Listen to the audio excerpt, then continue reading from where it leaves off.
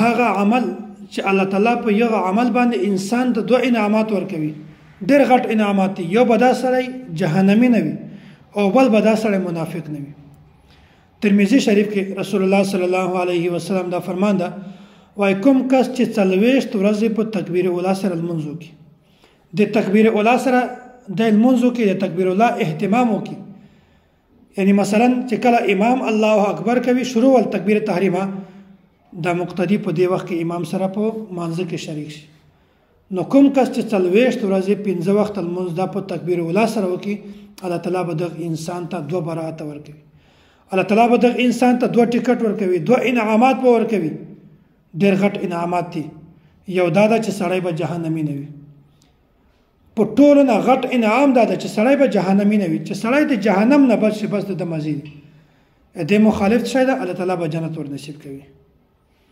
او د آخرت په ټولو نعمتو کې په ټولو نه غټ نعمت جنت، چې الله تعالی ته د جهنم نه وساتي او الله تعالی ته جنت ته وځي. او دوم انعام دا ده چې دا سړی به منافق نه وي، د منافقت نه پاک. نو دومره زیات فضیلت ده، خو مونږ تاسې د دغه فضیلت نه ځکه محروم یو چې د دغه عمل ثواب د دغه فضیلت د مونږ تاسې په ذهن کې نشته. نو هر انسان د کوشش کوي د دغه عمل د فضیلت حاصلولو لپاره. الحمدلله دینی مدارسو کې د دغه ډېر زیات اهتمام کوي. ډېر زیات طالبان داسې چې هغه 40 ورځې بلکې مستقل د هغو عادت وي چې هغه په تکبیر اوله سره لمونځ کوي. مدارسو کې اسه هم پابندي وي، بیا خصوصا مدارسو کې داسې یو ترتیب ده چې امر ول کسان مقرر کړي وي، 15 کسان، 6 کسان، 10 کسان، هغه طالبانو ته ترغیب ورکوي، طالبانو ته دعوت ورکوي چې ځئ لمانځه ته، ځئ لمانځه ته، ځئ لمانځه ته، کم د ټیم لمانځه ته ځئ.